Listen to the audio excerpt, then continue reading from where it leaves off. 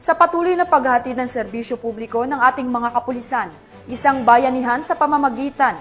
ng road clearing operation ang ipinabala sa gitna ng malalakas na pag-ulan sa lalawigan ng Benguet. Police Master Sergeant Aline Valerio, ibalita mo. Bilang bahagi ng pagpapatuloy ng road clearing operations mula sa iba't ibang dako ng bayan ng lulugan ng Benguet,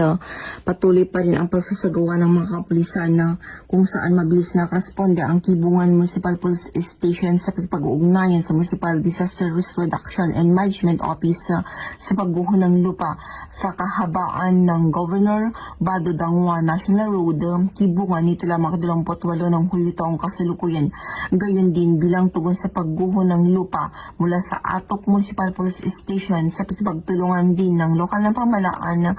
at sibilyan na voluntaryo sa isang road clearing operation sa Hanselma Highway ngayong araw. Agad na sinigurado ang mga respondeng tauhan sa lugar, pinamahalaan ang trapiko at siniguro ang kaligtasan ng mga motorista sa kabila ng patuloy na pag-ulan sa oras ng preskon at apektadong bahagi ng kalsada ay nanatiling isang lane passable pa rin.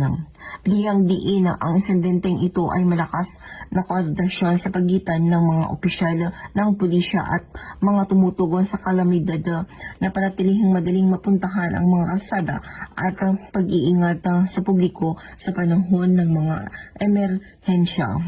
Ang inisyatibo na ito ay malakas na nagbibigay diin ng malakas na pagtulungan sa pagitan ng pulisya at komunidad na nagpapakita sa kanilang hindi natitinag na pangako sa kaligtasan ng publiko lalo na sa mga mapanghamong panahon.